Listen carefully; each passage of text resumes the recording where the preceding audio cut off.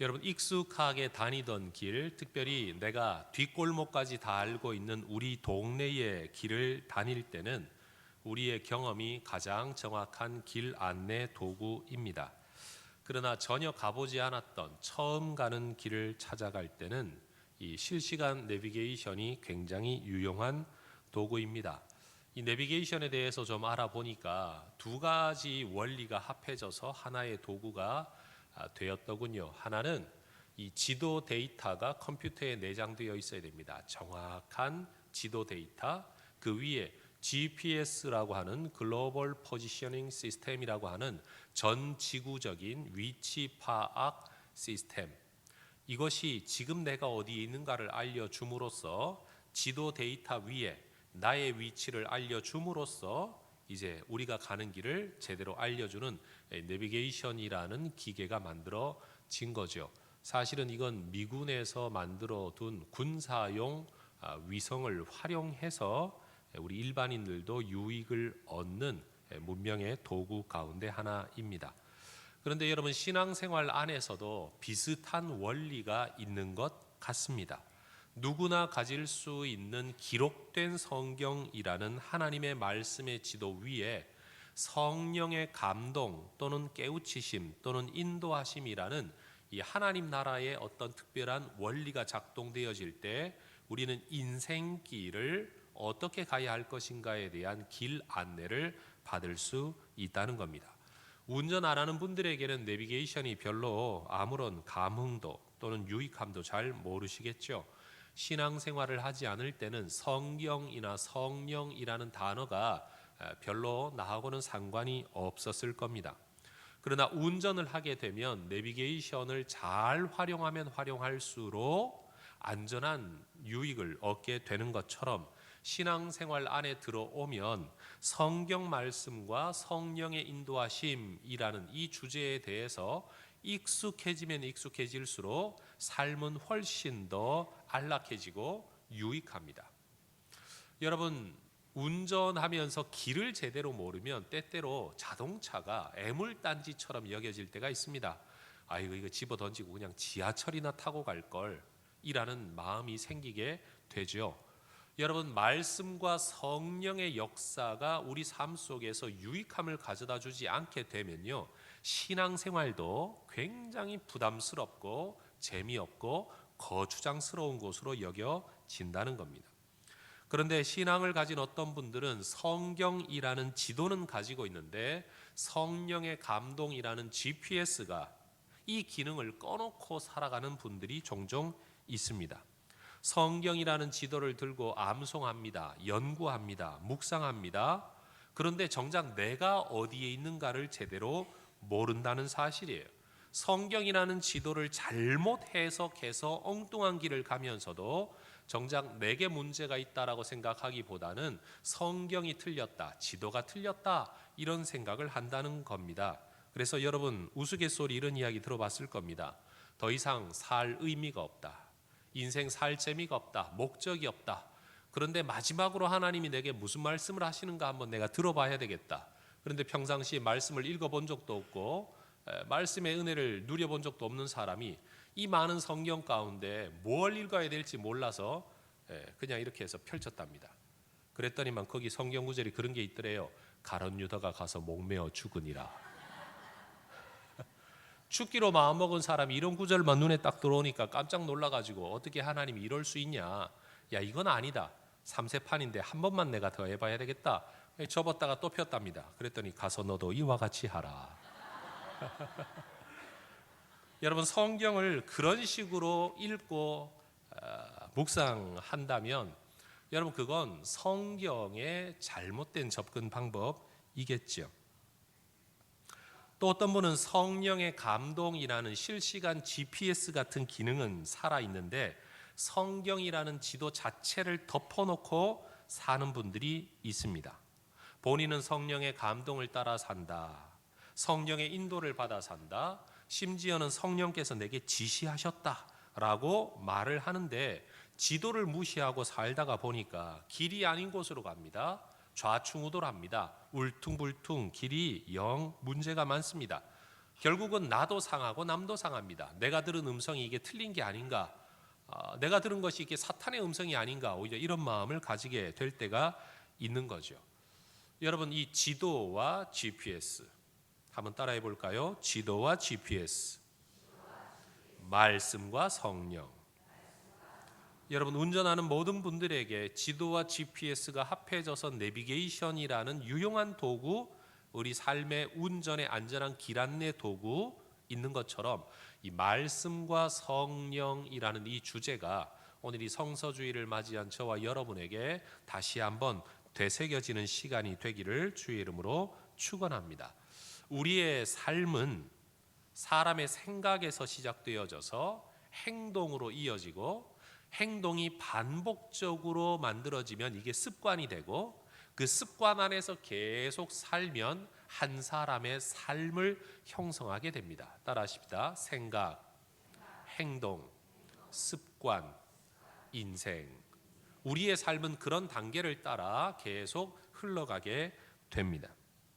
오늘 1편의 시편을 보면 1절 안에서 이 성경의 기록자, 시편의 기록자는 우리에게 꽤, 길, 자리라는 단어를 들려줍니다. 꾀는 생각을 의미하죠. 그리고 그 생각에 따라 어떤 길을 갑니다. 행동을 한다는 뜻이에요. 그리고 그 행동이 하나의 습관이 되어서 어떤 자리에 머물러 그것이 그 사람의 삶의 자리가 되듯이, 그리고 이렇게 만들어진 것이 꽤, 길, 자리가 이어져 한 사람의 인생이 된다는 겁니다. 그 중에서도 1장 안에 보면 길이라는 단어가 계속 반복되는데, 이것은 그저 도로를 의미하는 스트릿이 아니고 어떤 면에서 그 사람의 존재, 삶의 방식을 의미한다는 면에서는 way라는 단어로 쓰여지는 게 옳다는 거죠. 단순히 길이 아니라 삶의 방식. 여러분, 우리 남성분들 특별히 중년 넘어서면요, 이런 연말이 되면 하나씩 꼭 찾아서 들어야 될 노래 음악이 있어요. 프랭크 시나트라의 My Way 같은 노래는 연말마다 한 번씩 묵상하고 불러줘야 인생을 제대로 여러분 살아갈 수 있습니다. 거기서 말하는 My Way도요, 결국 내가 살고자 하는 내 삶의 길이에요. 내 삶의 양식이죠. 내가 추구하는 가치라는 말입니다. 여러분은 그렇게 추구할 여러분만의 삶의 방식이 분명하시기를 주의 이름으로 축원합니다. 어떤 사람은 그 기준이 없어요. 마이 웨이가 없어요. 이 사람이 좋다 그러면 이 길 따라갔다, 저 사람이 좋다 그러면 저 길 따라갔다가, 요즘 이게 좋다더라 그러면 또 그 길 따라갔다가, 여러분 이랬다 저랬다 남의 길을 쫓아가는 사람이 너무 많다는 거죠. 여러분, 우리 모두에게는 이 믿음의 길, 바로 이 신앙의 길이 확고해야 합니다. 그래서 시편 1편은 우리에게 의인의 길과 악인의 길이 있다라는 것을 알려주면서 그 두 가지 서로 다른 길에는 두 가지 서로 다른 평가와 결과가 주어지게 된다라고 말을 하죠. 3절을 보면 의인의 길은 시냇가의 나무처럼 형통합니다. 6절을 보면 여호와께서 그 길을 인정하시죠. 반면 악인의 길은요, 4절에서 말씀하는 것처럼 바람에 불려다니는 나뭇잎처럼 겨처럼 향방이 없습니다. 바람 따라 이랬다 저랬다 합니다. 결국 6절 형체도 없이 사라져버릴 망할 길입니다. 망한다라는 것이요, 아무것도 남지 않는다는 의미를 가지고 있거든요. 열심히 살지만 남는 게 없는, 수고하지만 거두어 드릴 것이 없는 길, 그게 바로 악인의 길이라고 합니다. 그래서 의인의 길을 선택하는 사람이 진짜 복이 있는 사람이다. 너희가 그런 의인의 길을 걷기를 원한다. 바로 그 노래를 부르고 있다는 겁니다. 여러분, 시편이 말하고 있는 의인과 악인은 윤리적 개념의 기준이 절대 아닙니다. 의인과 악인으로 나누어지는 가장 큰 차이는 어찌 보면 하나님의 관점이 가장 중요한 기준이고, 우리의 삶의 표현을 빌자면 하나님에 대하여 가지는 태도와 그 태도로 말미암아 나타나는 인간 세상 속에서의 행동들이 의인과 악인으로 나누는 기준이라는 겁니다. 아마 이 예배를 드리고 있는 우리 성도들 가운데는 윤리적으로 다른 사람에게 행악하는 악인은 아마 없으실 겁니다. 그러나 그런 기준을 지금 시편이 노래하고 있는 게 아니라는 거지요. 행악하지는 않더라도 우리가 정말 의인의 길을 걷고 있는가, 악인의 길을 걷고 있는가, 오늘 성경은 우리에게 질문합니다. 오늘 시편 안에서 의인의 길은 2절이 말하는 것처럼 여호와의 율법을 즐거워하며 그 율법을 주야로 묵상하는 자가 의인이고 그런 길을 걷는 사람이 의인의 길을 걷는다라고 말을 합니다. 따라하십시다. 의인은 하나님의 말씀을 즐거워하는 사람입니다. 선을 행하는 사람이다라는 개념 이전에, 그런 윤리적 개념 이전에 하나님이 보시기에 올바른 사람은 누구냐? 하나님의 말씀을 즐거워하는 사람입니다. 성경 몇 장을 읽어야 된다라는 책임감과 부담감을 가지고 하루에 10장을 읽든 30장을 읽든 100장을 읽든 이런 사람이 아니라 단 한 절을 읽더라도 기다리고 기뻐하고 행복해하고 즐거워하는 사람이 의인이라는 겁니다. 다윗은 성경 말씀 시편 119편 103절에서 그렇게 노래했습니다. 주의 말씀의 맛이 내게 어찌 그리 단지요 내 입에 꿀보다 더 답니다. 옆에 분에게 한번 질문해 보십시다. 말씀의 맛을 알고 계십니까? 여러분 스스로에게 한번 질문해 보세요. 말씀의 맛을 알고 계신가요? 말씀의 맛이 여러분에게 정말로 꿀보다 더 달다 경험해 보신 적이 있습니까? 저는 여러분이 그렇게 말씀의 맛을 아는 진짜 신앙인이 되시기를 축복합니다.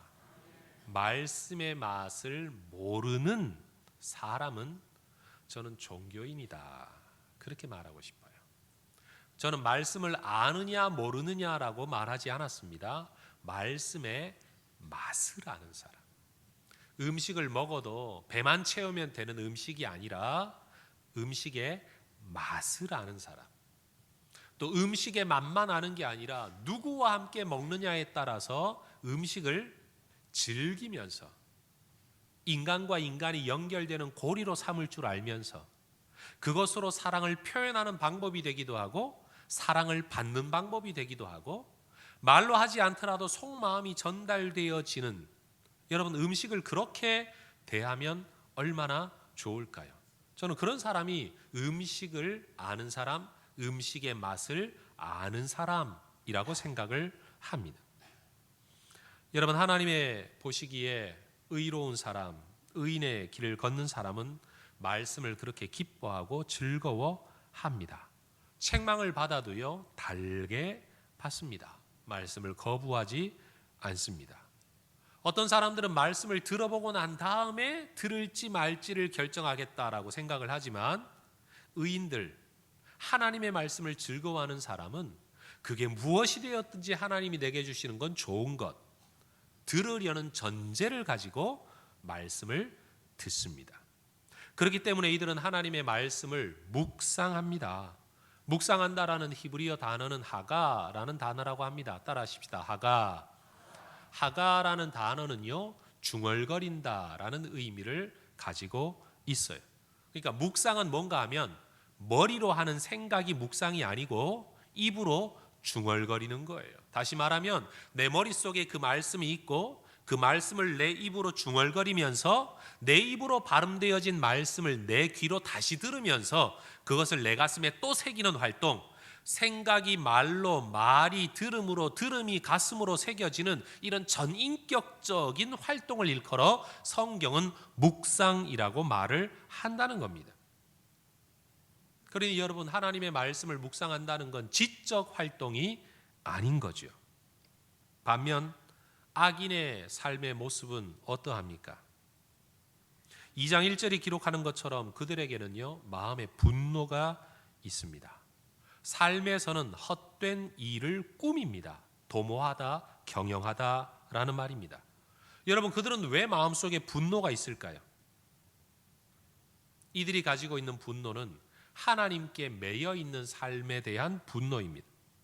하나님의 말씀이 내 삶에 관여하는 것 자체가 받아들일 수 없고 기분이 나쁜 겁니다. 그래서 일어나는 반응이 분노입니다.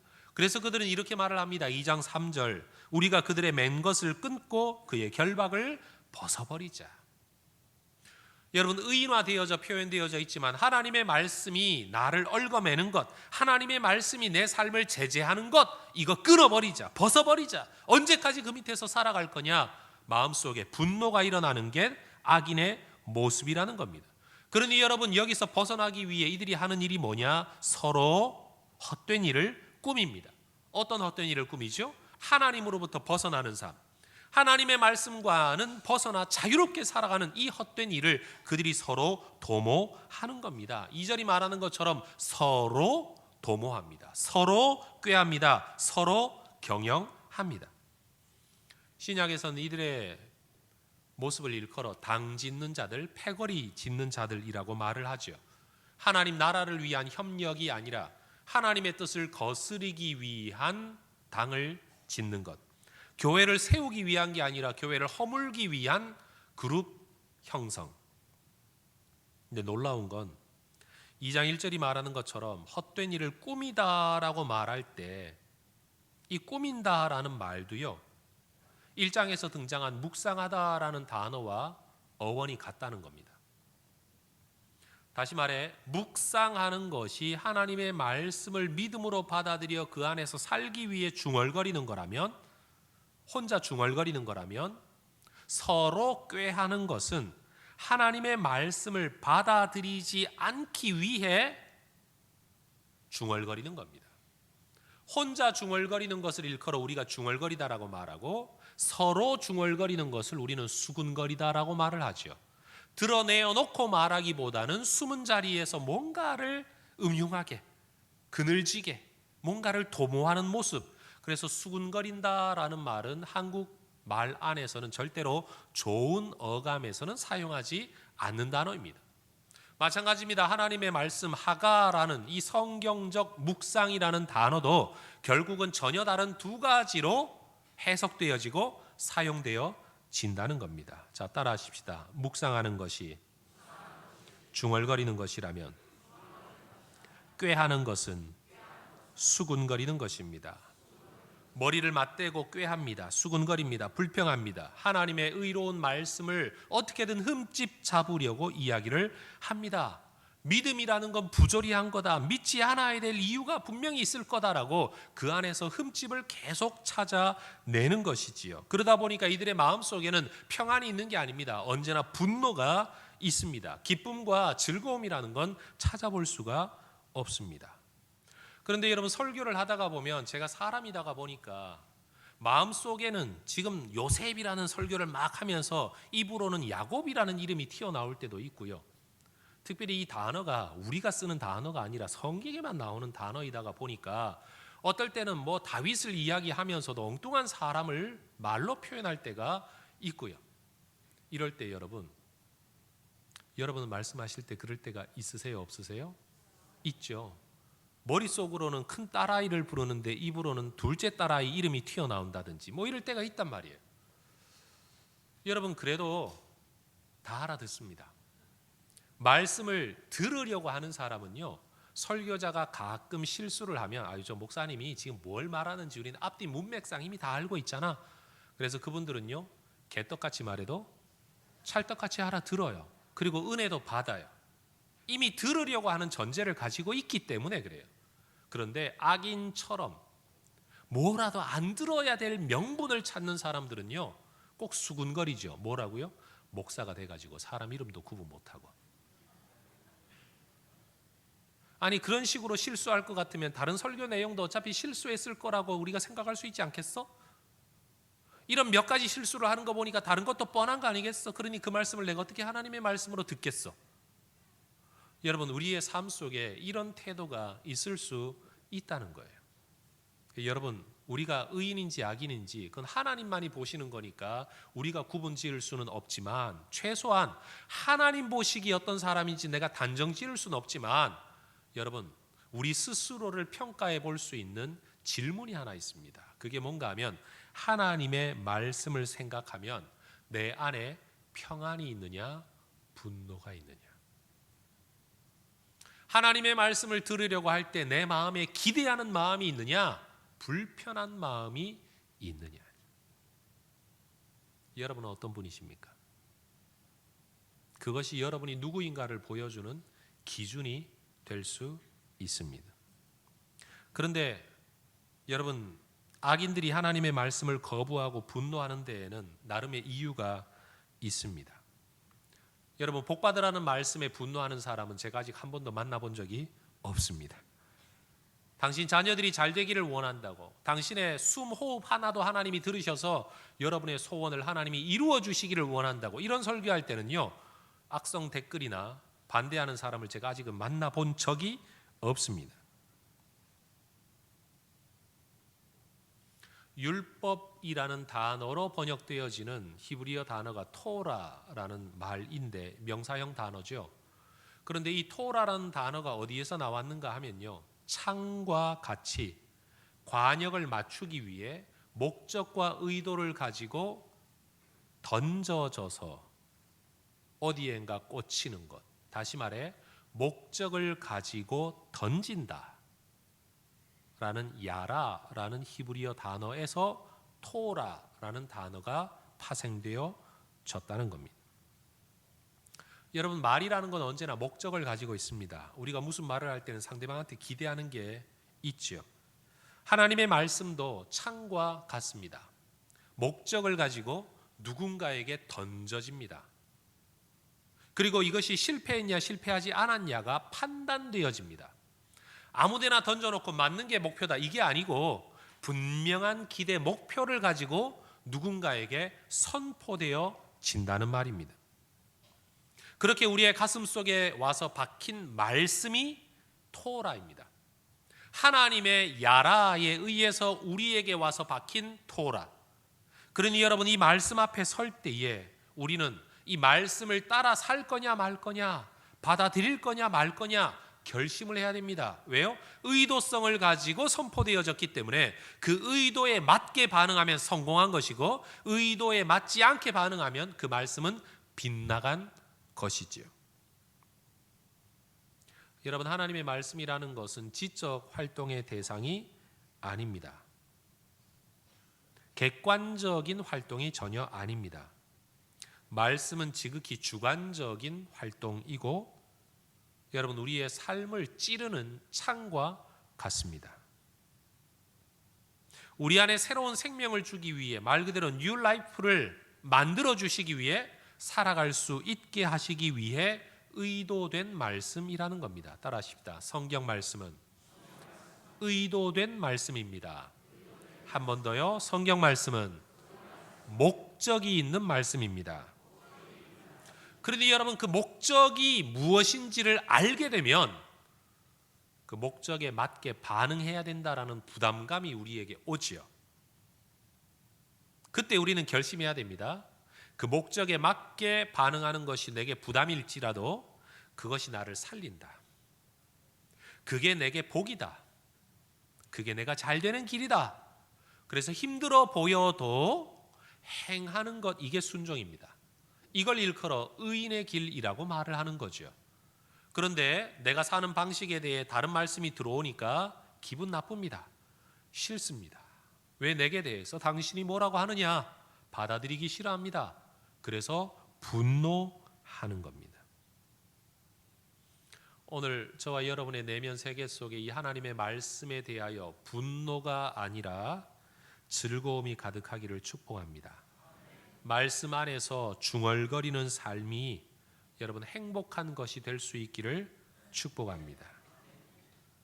여러분은 즐거워하는 삶을 살고 계십니까? 아니면 도모하는 삶을 살고 계십니까? 그런데 우리가 살아가는 세상에는 악인의 길을 걷는 사람이 의인의 길을 걷는 사람보다 훨씬 더 많습니다. 그렇게 행하는 사람들이 숫자로도 많고 여러 형편으로도 보면 더 강력한 사람들입니다. 2장 1절이 말하는 것처럼 이방 나라들과 민족들, 다시 말해 다수입니다. 2절을 보면 군왕과 관원들입니다. 다시 말해 그들은 권력자들입니다. 적은 사람이 그렇게 산다면 오히려 그들이 위축될 겁니다. 그런데 말씀을 묵상하며 사는 사람이 소수이고 오히려 말씀에 분노하는 사람이 다수일 뿐만 아니라 권력을 가지고 있어서 여러분, 더 많은 사람들이 그 길을 가고 그런 것들을 상식적인 것으로, 합리적인 것으로, 시대사조인 것처럼, 그게 당연한 것처럼 그렇게 만들어 갑니다. 그런 세상에서 말씀을 따라 산다는 것, 묵상하며 산다는 것 굉장히 어리석어 보이고 변방의 삶을 사는 것처럼 보여지죠. 초라해 보입니다. 세상이 자기 멋대로 굴러가고 모든 사람들이 기독교를 대적을 해도 여러분, 그런 세상 속에서 믿음대로 산다는 게 결코 만만한 일이 아닙니다. 그런데 그런 절대 다수 권력을 가지고 세상을 움직이는 악인의 삶 속에 우리가 의인의 삶을 살고 있어서 또는 살고자 해서 이것이 참 위축되어 보이기는 하지만 세상에는 악인과 의인만 존재하는 게 아니라 이들을 바라보는 하나님이 계시다는 사실을 오늘 성경은 이야기합니다. 그리고 그 하나님이 어떤 모습으로 나타나시느냐, 2장 4절을 보십시오. 하늘에 계신 이가 웃으시며 주께서 그들을 비웃으신다. 여러분, 하나님이 누구를 보고 비웃으십니까? 의인을 보고 비웃으시나요? 악인입니다. 적은 사람을 보고 비웃는 게 아니라 절대 다수의 많은 사람을 보고 비웃으십니다. 권력 없는 사람을 보고 비웃는 게 아니라 권력 있는 자를 비웃으십니다. 상식을 운운하는 사람들을 보고 오히려 하나님이 비웃으신다는 말입니다. 그런데 여러분이 비웃는다는 걸 기분 나쁜 어감으로 들으실 필요는 없습니다. 그냥 웃으신다, 그런데 그게 비웃음과 같다라는 말입니다. 예를 들면 이런 겁니다. 여러분, 게임하면서 스피드 퀴즈라는 거 해보신 적 있으시죠? 없으세요? 이번 연말에 가족들끼리 한번 해보세요. 답을 맞추어야 하는 사람이 앉아 있거나 서 있으면 그 뒤에 정답이 뭔지를 이렇게 써붙여 놓고 반대편에 있는 사람이 여기 있는 단어를 설명합니다. 4글자인데 뭐야. 그러면 여러분, 옆에 구경하는 사람들도 여기에 뭐라고 단어가 쓰여 있는지를 다 봅니다. 그런데 열심히 설명을 하면 마음속으로 아우, 저걸 왜 저렇게 설명할까? 이런 생각도 들고요. 야, 설명 진짜 잘한다? 이런 생각도 들고요. 답을 맞추는 사람이 뭐라고 말을 하면 틀린 말을 할 때마다 아니, 그거 말고 그 웃음이 비웃음입니다. 무시한다는 뜻의 웃음이 아닙니다. 지금 이 성경에 있는 단어는 끝을 다 알고 계시기 때문에, 아닌 것을 알고 계시기 때문에 하나님이 웃으신다는 겁니다. 여러분, 우리 하나님께서 세상 마지막 날을 다 알고 계시고 결정하고 계시다는 사실 여러분 믿으십니까? 지금 당장은 내가 소수의 길을 걷고 있지만 하나님께서 누구에게 진짜 마지막 상을 주신다는지 여러분 알고 계십니까? 때로 그럴 때가 있죠.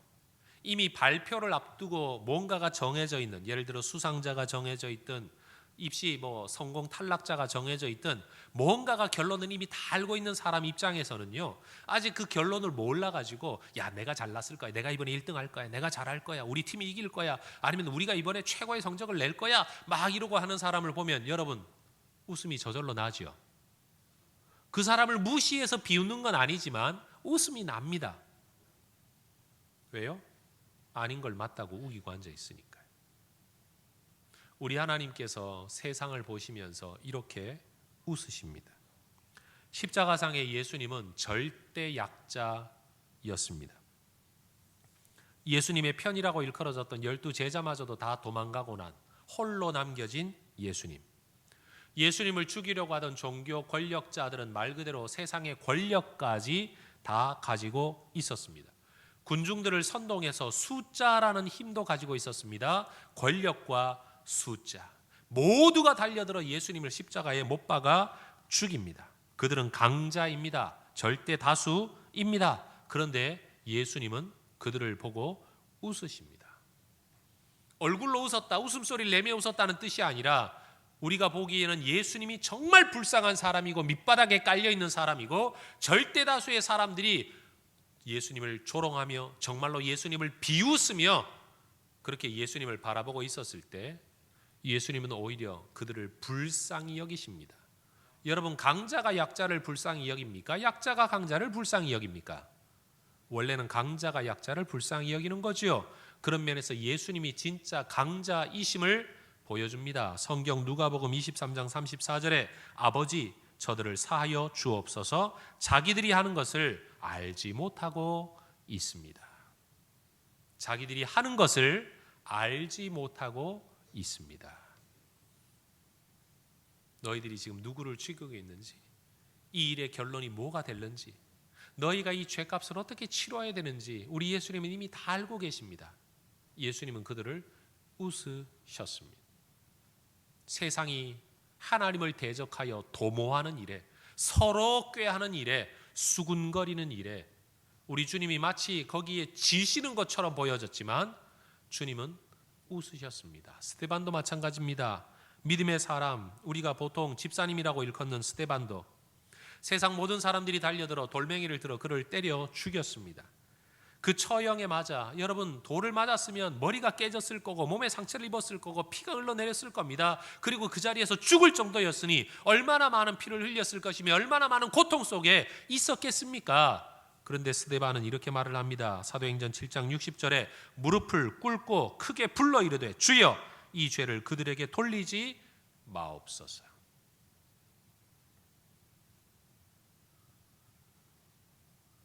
여러분, 이 세상에 하나님의 말씀을 즐거워하고 기뻐하며 묵상하며 하나님의 뜻대로 살아가려고 하는 우리의 삶은 극소수의 삶이겠지만, 여러분, 그런 우리는 세상을 어떤 관점으로 바라보아야 됩니까? 우리는 때때로 세상을 너무 과대 해석하는 경향이 있습니다. 그래서 세상 앞에서 두려워 떨고, 세상 앞에서 무기력해지고, 세상 앞에서 힘을 잃어버리는 경우가 종종 있습니다. 그러나 그때 하나님이 그런 세상을 보고, 우리가 두려워하는 세상을 보고 하나님은 비웃고 계시다는 사실을 여러분, 우리는 기억해야 됩니다. 자, 따라하십시다. 우리가 두려워하는 세상을 보면서 하나님께서는 비웃고 계십니다. 여러분, 하나님이 누구의 편을 들어주실까요? 권력의 편과 숫자의 편일까요? 아닙니다. 하나님의 말씀을 따르는 자들의 편을 우리 하나님이 들어주실 겁니다. 그래서 하나님 우리를 그 길로 부르시는 겁니다. 오늘 2장 10절과 11절을 같이 한번 읽어보겠습니다. 시작. 그런즉 군왕들아 너희는 지혜를 얻으며 세상의 재판관들아 너희는 교훈을 받을지어다. 여호와를 경외함으로 섬기고 떨며 즐거워할지어다. 지혜를 얻어라. 교훈을 받아라. 하나님의 말씀을 믿음으로 받아들여라. 그리고 그것을 즐거워함으로 하나님을 섬겨라. 여러분, 이 요청에 응하면 우리는 하나님의 복된 삶을 살아가게 될 겁니다. 시편 1편이 말하는 것처럼 철 따라 과일을 맺게 되는, 열매를 맺게 되는 복된 삶을 살아가게 될 거라는 겁니다. 시냇가에 심겨진 나무처럼 여러분 절대 메마르지 않는 삶을 살아가게 될 거라는 겁니다. 세상은 우리를 비웃을지라도 우리는 메마르지 않는다는 거예요. 세상은 그들을 보며 다 가졌다고 말하는데 들여다보면 메마른 삶을 살아가는 사람들이 있습니다. 돈을 가졌습니다. 권력을 가졌습니다. 그런데 메마른 인생들이 있어요. 돈도 없어요. 권력도 없어요. 그런데 풍성한 삶을 살아가는 하나님의 사람들이 있다는 말입니다. 그래서 12절은 말합니다. 그의 아들에게 입 맞추라. 그렇지 아니하면 진노하심으로 너희가 길에서 망하게 될 거다. 그의 진노가 급하게 나타나게 될 것이기 때문이다.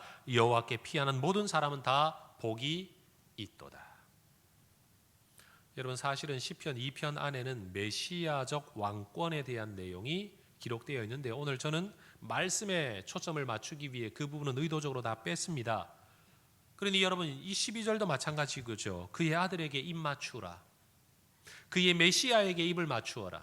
요한복음의 말씀을 빌리면 말씀이 곧 육신이 되어 우리 가운데 오신 그분, 다시 말해 말씀, 그리고 하나님의 아들에게 입 맞추라는 겁니다. 기뻐하라는 겁니다. 즐거워하라는 겁니다. 그렇지 않으면 망한다는 말입니다. 모르는 길을 가면서 여러분 고집 피우면서 꾸역꾸역 계속 찾다가 보면요, 쓸데없는 고생할 때가 있습니다. 때때로는 운전하다가 보면 자동차가 그렇게 거추장스러울 수가 없어요. 그냥 집어 던지고 지하철 타고 가는 게 더 좋겠다 싶을 때가 종종 있습니다. 내 삶을 유용하게 만들기 위해 자동차를 탔는데 오히려 그것이 나를 짜증나게 만들고 힘들게 만들고 오히려 목적지를 찾아가지 못하게 만드는 건 자동차의 문제가 아닙니다. 오히려 그 자동차를 운전하는 내 문제죠. 여러분, 모르는 인생길 갈 때, 내가 한 번도 가보지 않은 길을 갈 때 지도 그리고 GPS라는 이 두 가지 기능이 우리의 길잡이 역할을 해주듯이 여기 있는 어느 누구도 한 번도 살아보지 않은 인생을 우리는 살아가고 있습니다. 살아본 인생을 다시 사는 사람 아무도 없습니다. 해보고 난 다음에 좋아서 다시 그 길을 갈 수 있는 사람도 아무도 없습니다. 그럼 여러분, 모르는 길을 갈 때 어떻게 가야 됩니까? 고집대로 가면 됩니까? 경험대로 갈 수 있습니까? 경험은 과거에 국한되는 것이지 내 경험이 미래에도 유용할 거라 아무도 말할 수 없습니다. 여러분, 자기 꾀를 따라 걷다가 또는 자기 꾀를 추구하는 몇 사람이 모여서 서로 수군거리는 인생, 그게 절대 다수인 줄 알고, 이게 상식인 줄 알고, 이게 보편적인 줄 알고, 이게 합리적인 줄 알고 따라 걷다가 망하는 인생 되지 않기를 주의 이름으로 축원합니다. 저는 개인적으로 하나님 앞에 고백하고 감히 설교단에 서서 제가 고백할 수 있는 이야기가 있습니다. 지나온 제 인생은 다 잘라 포기하고서라도 해성교회를 부임한 이후로 지금까지 11년을 사는 동안에 어떤 분이 저한테 그런 질문을 하신 적이 있어요. 목사님, 뭐 그런 일은 없지만 만약 다시 부임하는 때로 돌아가가지고 목회를 다시 시작을 하신다면 목사님 그동안 해왔던 것들 중에 좀 아쉬워서 후회해서 이건 이렇게 다시 했으면 좋겠다, 이런 일이 있으십니까? 라고 묻더라고요. 그게 생각하게 됐어요. 그리고 제가 대답을 했습니다. 짧은 시간이지만 생각해보고 제 대답은 이랬습니다. 아니요, 돌아갈 일도 없지만 후회하는 것도 하나도 없고, 내가 다시 돌아간다고 하더라도 그때와 다른 결정을 내릴 일 하나도 없는 것 같습니다. 그 결정이 최고의 결정이었느냐, 정말 좋은 열매를 만들었느냐, 이건 제가 장담할 수 없습니다. 그런데 최소한 그 어떤 결정을 할 때마다 제 마음속에는 기준이 있었어요. 그게 뭐냐 하면 좋은 결과를 가져오고자 하는 기준이 아니고 하나님 보시기에 바른 기준이 뭘까? 내가 최소한 10년이 지나고 20년이 지나도 이 선택에 대해서 내가 부끄럽지 않을 선택이 뭐냐? 그래서 저는 성경을 늘 묵상을 했었고, 그 결정을 앞두고 기도를 했었고, 그 마음속에 주어지는 확신을 따라 성령의 GPS를 따라 말씀의 지도를 따라 결정을 해왔었기 때문에 저는 11년이 지난 지금 시점에서도 감히 말할 수 있습니다. 돌아가서 다시 결정하라고 해도 그때 이상의 결정을 할 일이 없습니다. 제가 담임 목사로 살아보고 목회하는 거 아닙니다. 제가 인생을 50, 60 되도록 깊은 연륜을 가지고 살았던 것도 아닙니다. 그러나 저는 믿습니다.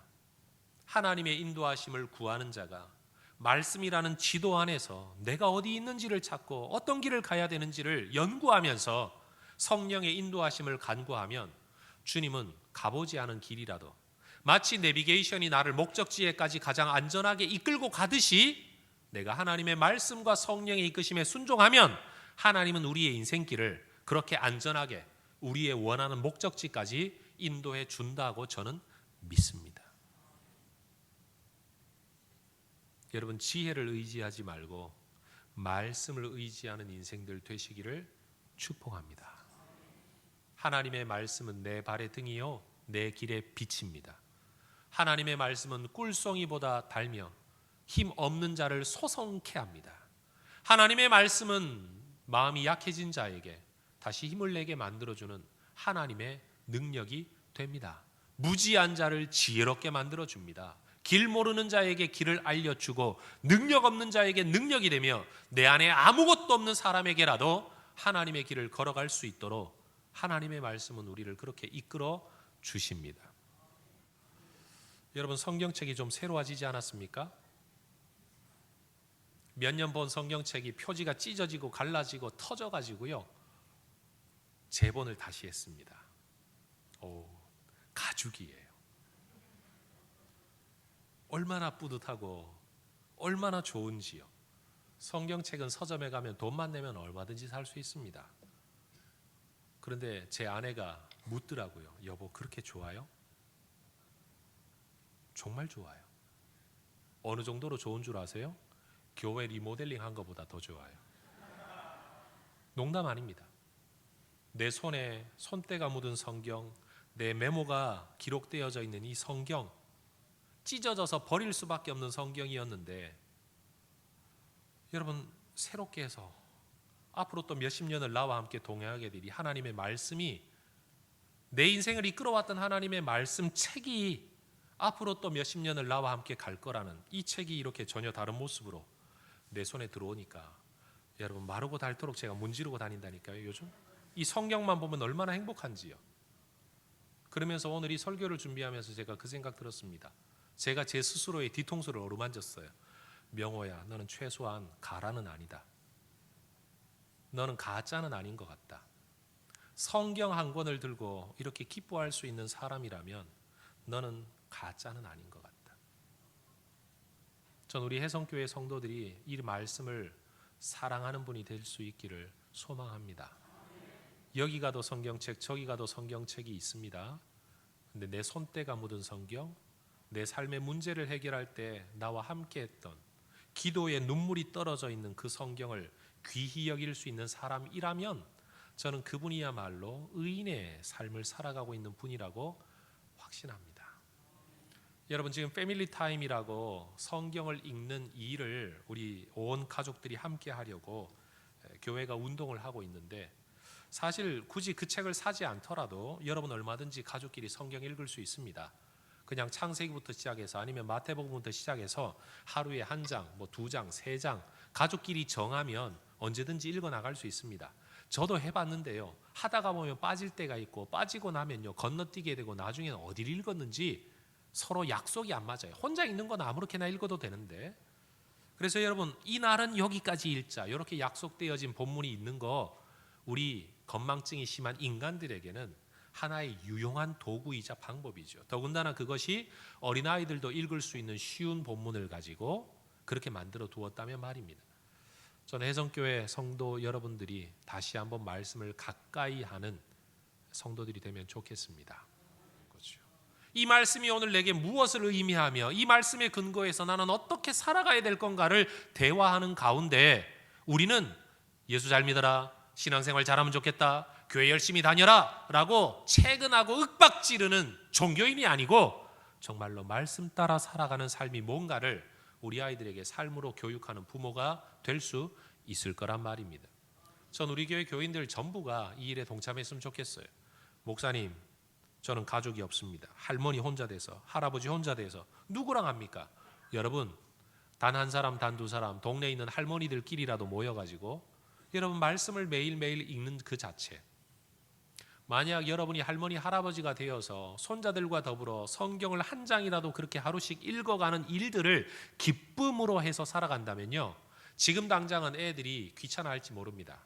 그러나 그 아이가 30이 되고 40이 되어서 인생의 어려운 문제를 딱 만났을 때 아마 그들은 생각할 겁니다. 내 할아버지, 내 할머니 무릎에 앉아서 읽었던 성경, 내 할아버지가 성경을 읽으면서 이 말씀을 가지고 해주셨던 말씀을 그들은 기억하게 될 겁니다. 여러분, 이것이야말로 신앙의 유산 아니겠습니까? 말씀을 사랑하는 의인의 삶을 사시기를 주의 이름으로 축복합니다. 기도하겠습니다.